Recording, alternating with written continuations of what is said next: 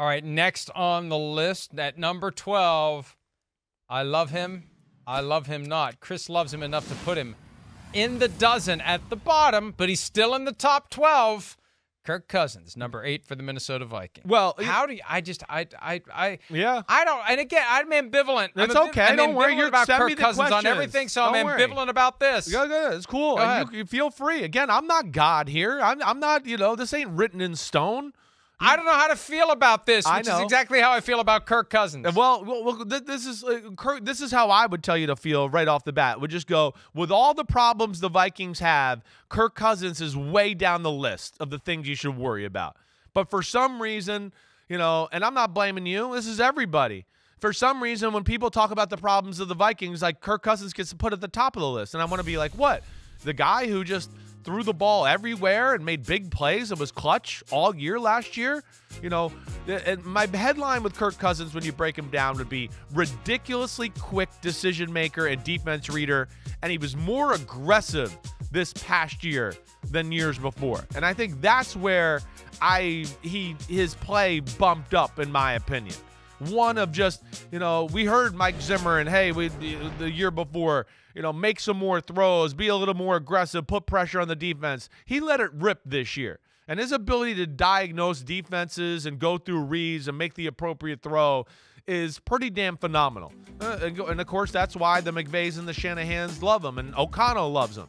But I think his down-the-field passing, Mike, that's where, when I watched him next to Dak Prescott, and listen, the Cowboys are better than the Vikings, but when I watched them next to each other, I came away going, man, like, Kirk Cousins doesn't miss any throws. If there's anything there, he hits it. And I can't say the same about Dak Prescott right now. Dak Prescott may be a better athlete, but, man, he left more plays and yards and mistakes on the field clearly this past season than Kirk Cousins. And that's where I give Kirk Cousins a lot of respect. It's not superstar type of stuff, but he tried to his best play a little bit more, hey, get on my shoulders this year, to his ability.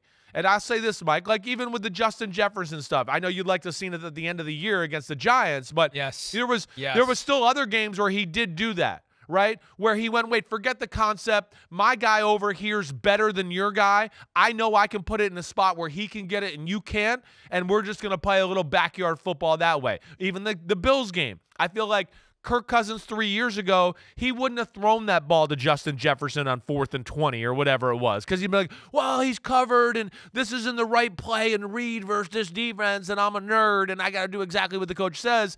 And this year, I think he colored outside the lines a little bit, and I think it helped their offense a little.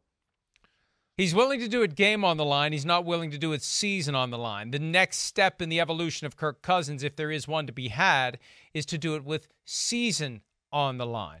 That whole play, and please don't play. I've seen it enough times since the season ended.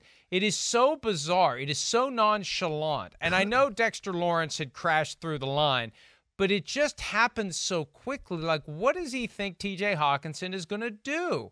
It was like he hot potatoed it. Like, what am I going to do? There's T.J. So what if he's 5 yards short of the sticks? It just was odd. And that was a strange final act for the 2022 season by Kirk Cousins, but it encapsulates where he makes the throws. He's incredibly accurate. He's incredibly durable.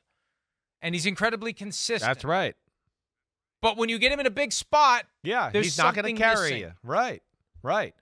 Like what? And that's where it's like it's a fine line between him and Dak Prescott. Dak Prescott can make some plays that Kirk Cousins can't. But Dak Prescott also throws some interceptions and misses some throws where I go, well, Kirk Cousins wouldn't have thrown those 2 interceptions against the 49ers. He wouldn't have done that. Kirk Cousins wouldn't have been, 15 for 37 against Washington in the last game of the year. Like, that's not going to happen. That's where it's close. It's nitpicky. But I thought, and, for this sake, and sorry, Mike, eat it. The G, man. Kirk Cousins, he had a better year. And, that's where the robot took over a little bit. And, hey, to his point, too, he's thrown short of the sticks before, and guys have gotten the first down. But, I hear what you're saying. You'd like him to just make a play or go to your best player in that moment and see if he can make a play for you. Hi, it's Mike Florio. Thanks for watching PFT on YouTube. Hit subscribe for the latest news and analysis from Pro Football Talk.